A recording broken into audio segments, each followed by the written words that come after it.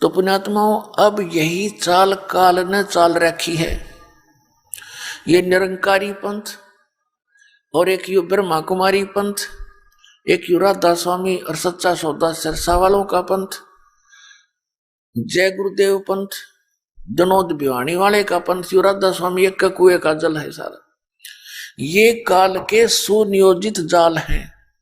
अब पुण्यात्माओं, इस दास ने 1994 से लेकर आज 2012 होगी, 18 वर्ष हो गए गला पड़ाते ने। और बूंदा अच्छा कहें मुझे, मैं सच्चा ज्ञान बताऊं, मुझे बुरा कहें, और मुश्किल से ये 10-1 लाख व्यक्ति हुए होंगे। और वहां देखो भगवान करोड़ों की संख्या में, क्योंकि वहां तो काल का भाव है, कितने जाओ काल प्रेरित करके भेजता है ना, वहां ले लो नाम, वहां सब ठीक है। अब ये दास गांव गांव में सत्संग करने जाता था। अब सत्संग तो सुनते हमारा इस दास का, और सत्संग सुनने के बाद आत्मा बेचैन हो जाती है, तरफ उठती है भगवान के लिए। जब नाम की कहते कि दीक्षा ले लो, फिर क्या कहते ना, दीक्षा तो हम कहीं और से लेंगे, बड़े गुरुओं से। वो बड़े गुरु कौन? कि राधा स्वामी वाले, वहां लाखों व्यक्ति जाते हैं, आपके पास तो 50 व्यक्ति सत्संग सुनने आ रहे हैं, शुरू शुरू की बातें। मैं कहा भाई बड़ा काल ने बड़ा काम कराए। तो अब सत्संग सुने हमारा, हर नाम ले वो सच्चा सौदाले का जाकर सिरसा गया। और फिर दूसरा कारण क्या था कि हम सभी बुराई छुड़वाते हैं, बीड़ी शराब मांस तमाकू हुक्का सिगरेट और अन्य जो भक्ति बाधक हमारी रीतियां हैं वो भी नहीं हमने करनी। तो वो क्या कहते हैं, भाई बीड़ी तो नहीं छूटा है। कोई कहता भी मैंने नाम लेना है, किसी से वो पता लगता है कि ये कोई दूसरे गुरु से उपदेशी है, उसके पास जाकर उसने कहा कि मैंने नाम लेना है लेकिन मैं बीड़ी नहीं छोड़ूंगा। तो कहते राधा स्वामी वाले और धन धन सतगुरु वाले कहते बीड़ी की कोई बात नहीं, आ जाते ना नाम दिवा के ले। वो गिल हो लिया, बस बीड़ी छोड़नी नहीं, नाम गुरु जी का ले लिया, मोक्ष हो जाएगा। अब खाक मोक्ष होगा उसका। एक बहन अपनी बहन को नाम दिलाने लाई, उसने बताया कि ये मेरी बहन है। वो उसकी बहन पहले से दीक्षित थी दास से। उसने जो हमारे से दीक्षित थी भगवान कबीर साहब की शरण में थी, उसने बताया जी यह मेरी बहन है और 8-7 वर्ष से ये राधा स्वामी का नाम ले रही है और इसकी इतनी दुर्गति हो रही है, बे बुरा हाल हो गया इसके घर का, और मुश्किल से मना के लाई हूं। न्यो कहे गुरु ना बदला करते। और जो उसके आसपास की जो औरतें थी वो न्यो कहती थी गुरु तो ऐसा बदल लिया, ऐसा खसम बदल लिया। अरे फूटे बाग थरे, गुरु का नाता अलग है। गुरु एज ए डॉक्टर, पति अपने स्थान पर है। जैसे एक डॉक्टर से रोग निनाश हो रहा तो 6 बदलने चाहिए अपना जीवन बचाने के लिए, ये कोई बात है? फिर दूसरा नो बोली मैंने पता था कि ये बीड़ी बैड़ी पिया करे। मैंने कहा बहन तू बीड़ी भी पीती होगी? अखा जी बीड़ी छोड़नी पड़ेगी। कहने लगी जी ठीक है छोड़ दूंगी, छूटेगी तो। मैं ऐसा नहीं, ये छोड़नी पड़ेगी, अगली छोड़ दूंगी। वो नो कहने लगी, बोला जी पहले तो मैं नहीं पीती थी, नाम लेने के बाद पीने लगी। अरे तेरे फोटे बाग, नाम ले पा छोड़ दिया करे, शुरू कराया करे, तारी सारी उल्टी रीति। वो कहने लगे जी मैं पहले नहीं पीती थी, सत्संग करती थी गांव में, औरतें जैसे उनकी चर्चा होती है, ज्ञान चर्चा है, तो वहां बीड़ी का प्रसाद देते हैं। एक प्लेट में खोल के बीड़ी अलग अलग और माचिस बीच में एक रख देते हैं और सब ने अनिवार्य होता है प्रसाद है पी ले। तो शिवदयाल जी भी हुक्का पाड़ा करता, तो इनका हुक्के कोई आंट नहीं तमाकू की। और परमात्मा कहते अमल आहारी आत्मा कदे न पावे पार,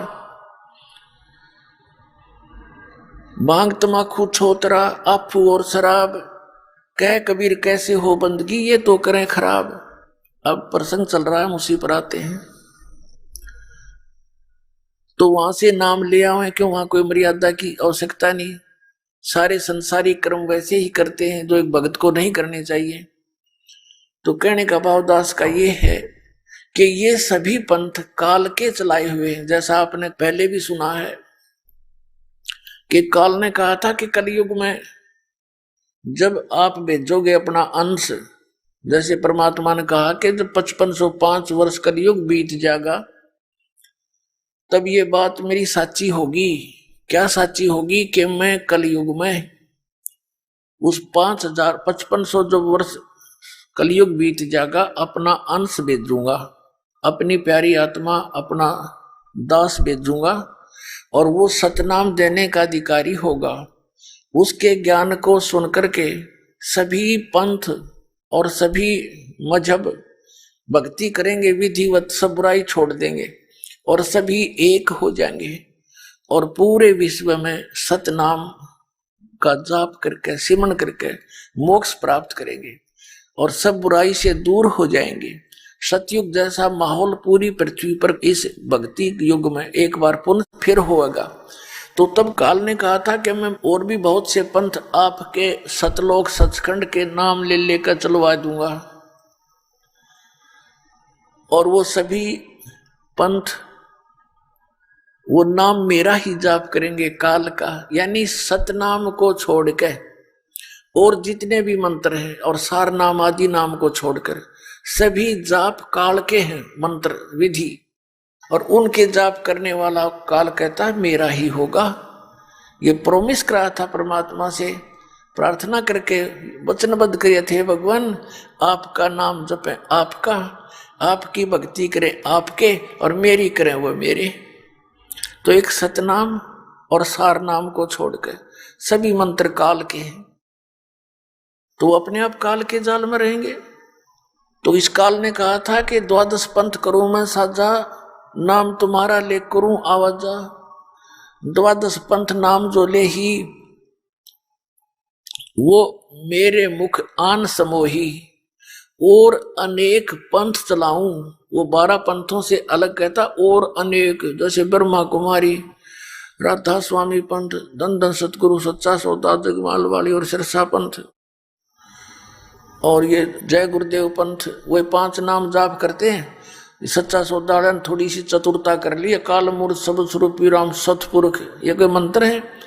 यदि एक महिमात्मक नाम है, उस परमात्मा के उपमात्मक नाम है, उसको तो हमने पाना है, उस सतपुरुष को, अकाल मूर्त को। जल की महिमा सुनाई जा रही है, जल पानी नीर, जल पानी नीर करते रहो।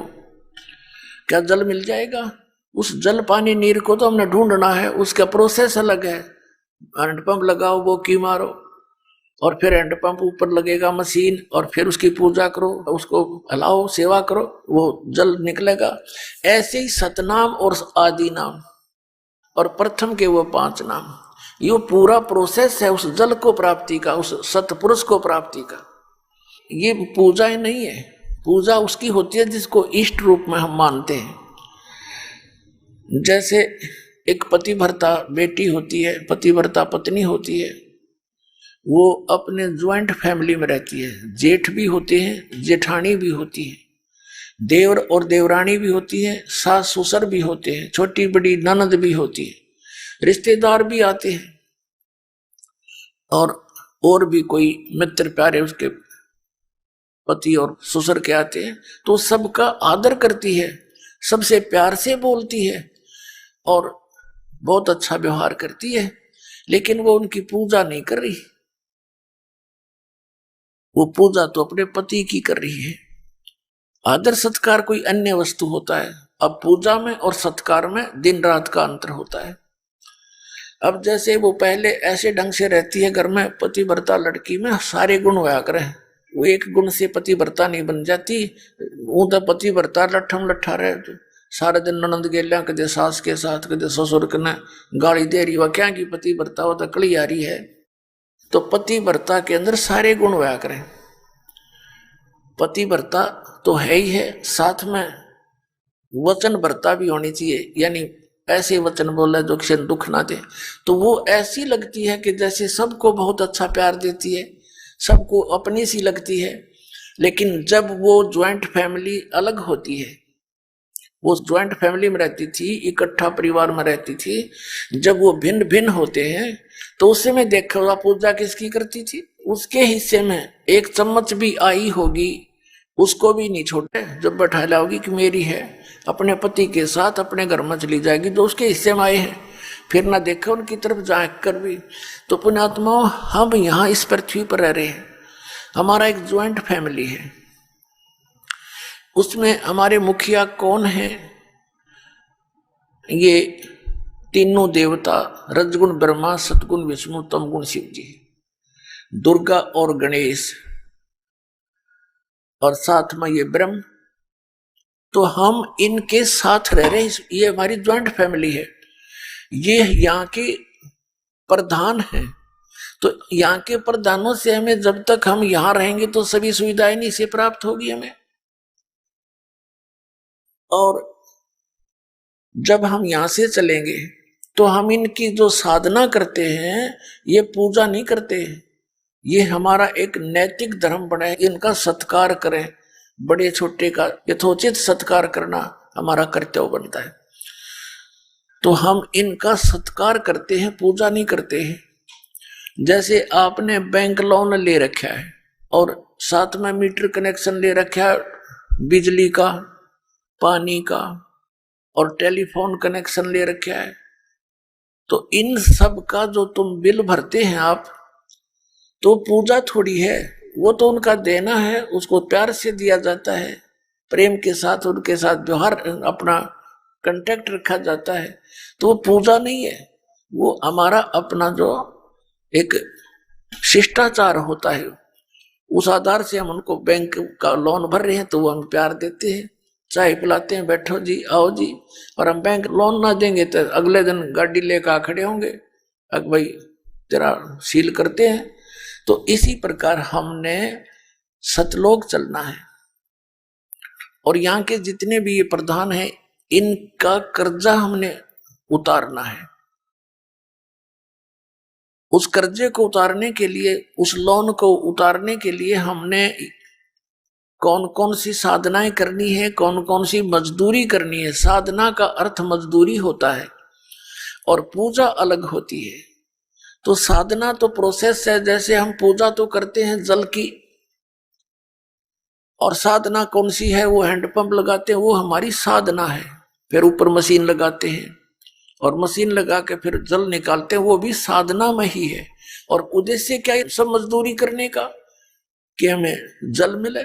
तो जल के लिए सारा कुछ ये प्रोसेस हो रहा है। ब्रह्मा विष्णु महेश के जो मंत्र आपको दिए जाते हैं, ये प्राथमिक चिकित्सा समझ लो आपकी। तो ये हमारी पूजा नहीं है, ये तो मजदूरी है। लेकिन पाना क्या है? हमने जल पाना है, वो अकाल मूर्त पाना है, वो सतपुरुष पाना है, उसका प्रोसेस है। ये 5 नाम प्रथम आपको दिए जाते हैं। तो ये पहले केवल 5 नाम ही दिए जाते थे, क्योंकि परमात्मा ने कहा था, धर्मदास मेरी लाख दुहाई, और ये सार मूल ज्ञान की तबार ना जाए। अभी इस मूल ज्ञान को सार्वजनिक नहीं करना। इन 5 नामों के जाप से बहुत लाभ होता है। यहाँ का संसारिक लाभ आपको कलम तोड़ मिल जाएगा इन 5 नामों से, जो आपको 7 दिए जाते हैं अब, प्रथम और लास्ट। इसके अतिरिक्त जो बीच के मंत्र हैं, इनसे आपकी सांसारिक सुविधा बहुत मिलनी शुरू हो जाएंगी। ये इतने गजब के मंत्र हैं, ये वास्तविक मंत्र हैं इन भगवानों के। जैसे कई लोग कहें कोई मंत्र दे दे गुरुजी, नहीं। अब जैसे खागड़ जोटे होते हैं, अपने भैंसे देखे हो, उन्हें भैंसा भैंसा करें जा, वो कति नहीं देखे।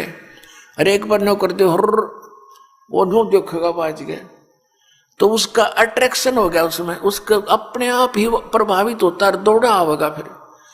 तो ऐसे ये मंत्र हैं जो इन भगवानों को विवश कर देते हैं, ऐसे अट्रैक्ट होने के लिए और खींचने के लिए। इसलिए सतनाम कहलाता है। ये जो 2 अक्षर का मंत्र है, ये सच्चा नाम है, और इसी से प्रभावित होते हैं। तो पुण्यात्मा, ये जो 5 नाम हैं, पहले परमात्मा ने धर्मदास साहिब जी को कहा था ये 5 नाम देना, लेकिन अब परमात्मा ने आदेश दिया है कि ये 7 नाम देना। 5 तो है ही है। तो इन 7 नामों में क्या विशेषता बन गई कि मान लीजिए आपको सतनाम प्राप्ति हुआ नहीं, और आपकी मृत्यु हो जाती है, तो ये पहला और लास्ट वाले मंत्र में इतनी शक्ति है कि आपको तुरंत ये मानव शरीर प्रदान करवाएगा, तुरंत। और कहीं जाने की आवश्यकता नहीं, सीधा 10वें महीने बाहर आ लेगा मां के पेट से, गोदी में यहीं पर। और पहले ये मंत्र इसलिए नहीं दिए जाते थे क्योंकि ये नकली भी मंत्र इसी का शुरू कर देते। और उस समय क्या था, मालिक ये 5 नाम इसलिए देगी कि इनसे इनको यहाँ संसारिक थोड़े बहुत सुख मिलते रहेंगे, ये गणे दुखी ना होंगे, मोक्ष तो इनसे नहीं हो सकता इस तरह के जाप से। लेकिन समय पर रोटी कोठी और ये संसारिक व्यवसाय जो तुम समझते हो, ये इससे ठीक चलते रहेंगे। तो इसलिए प्रदान किए जाते थे कि ये इनमें कुछ तो आस्था भगवान की बनी रहेगी, क्योंकि परमात्मा अलग दिखा देता है जो भक्ति करने वाले को कि मुझे आज लाभ भगवान की तरफ से हुआ है, ऐसे था। तो उस समय यदि मनुष्य जीवन शीघ्र भी मिल जाता तो भी कोई लाभ नहीं था, क्योंकि सतनाम और सार नाम देने का वो टाइम नहीं था। अब ये समय आ गया सतनाम और सार नाम देने का। और इसमें वैसे तो मंत्र, ये प्रथम मंत्र लेने के बाद भी आपको काल अटैक नहीं कर सकता, आपकी अकाल मृत्यु नहीं हो सकती। आप दास बार बार कहता है कि ये काल का दाव कैसे लगता है कि हम मर्यादाहीन हो जाते हैं, नाम खंडित कर देते हैं। और जिस समय आपका नाम खंडित हो गया और कुदरती आपके प्रारब्ध का मृत्यु का समय भी निकट आ गया उसी दौरान, तो आप पर अटैक हो जाएगा। कुछ एक ऐसे भक्त हैं जो नाम ले लेते हैं और नाम भी कई बार खंडित कर लिया और वो अभी तक जीवित है, तो अभी उनका वो ठीक का समय ना आया है, वो मृत्यु का समय नहीं होगा, इसलिए दाव लग रहा है। तो पुण्यात्मा, आप जी ने नाम लेने के बाद मर्यादा को सबसे अधिक महत्व देना है। भक्ति चाहे कम भी हो जा लेकिन मर्यादा रहे। जैसे आप जी समुद्री जहाज में बैठ गए, तो जहाज में बैठे, जहाज चल रहा है और उससे नीचे उतरने की चेष्टा करोगे तो डूब कर मर जाओगे। तो कुछ समय के बाद आपकी स्थिति ऐसी हो जाएगी, कैसी? और फिर मर्यादा रखने से लाभ होगा, मर्यादा खंड होने से कितनी हानि होती है। जैसे माता गर्भ को रखे यत्न बनाए, ठेस लगे तो क्षीण होए, ऐसे भक्ति जावे। जैसे माता गर्भ को रखे यत्न बनाए और ठेस लगे तो क्षीण होए, छिन्न हो जा, नष्ट हो जाती है, ऐसे भक्ति जाए। अब जैसे माता को गर्भ रहा हो, फिर वो कितनी सावधानी बरतती है उस अपने लाल को, बच्चे को, बेटा या बेटी को जो उसके गर्भ में पल रहा है, उसकी कितनी सावधानी बरतती है कि कहीं मेरा गर्भ खराब ना हो जा।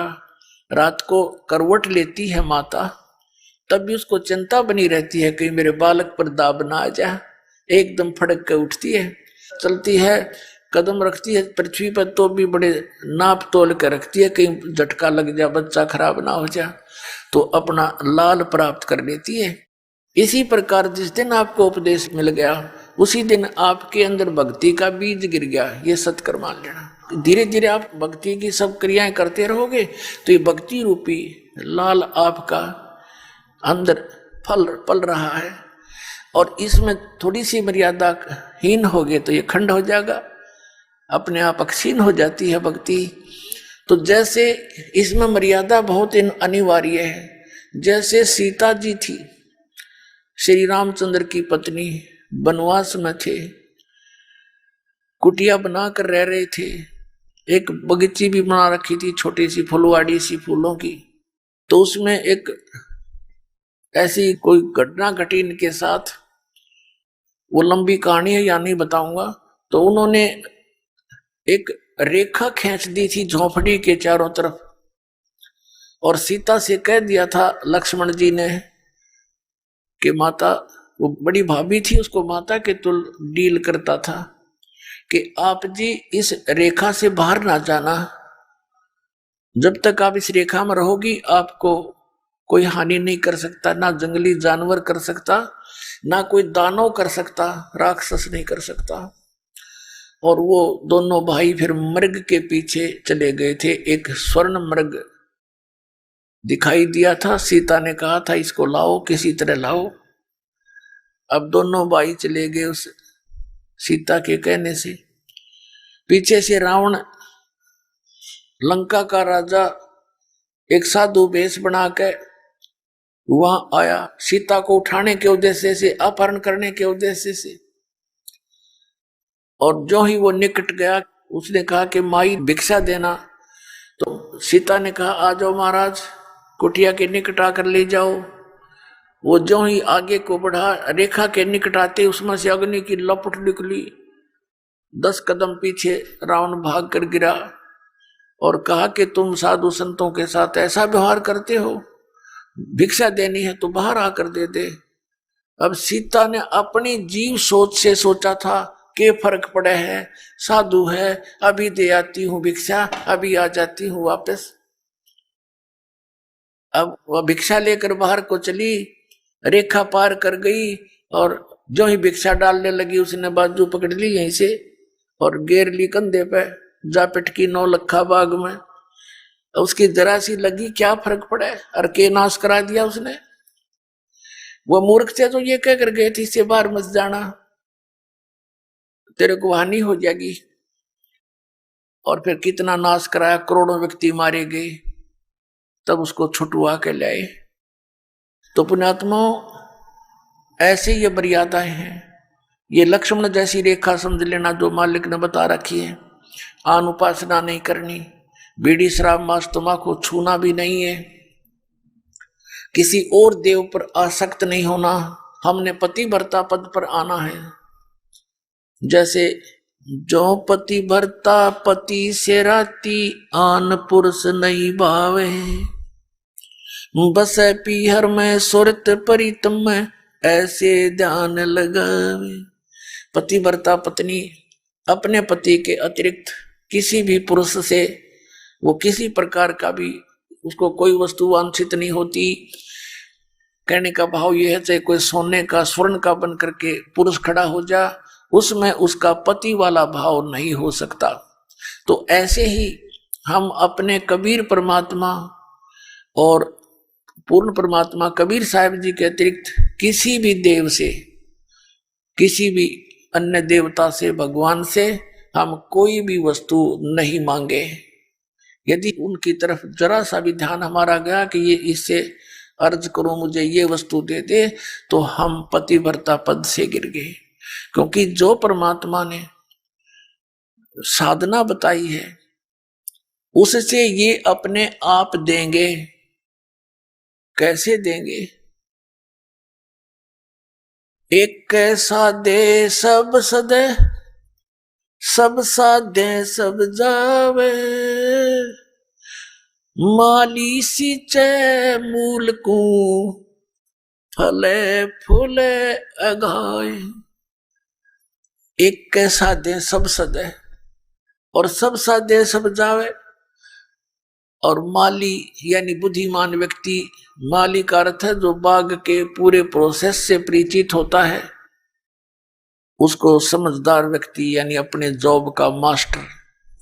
तो माली सींचे मूल को, माली सींचे मूल को, फले फूले अगाए। आप ये वीडियो YouTube पर देख रहे हैं तो हमारे चैनल को सब्सक्राइब करें और बेल आइकन को दबाना ना भूलें।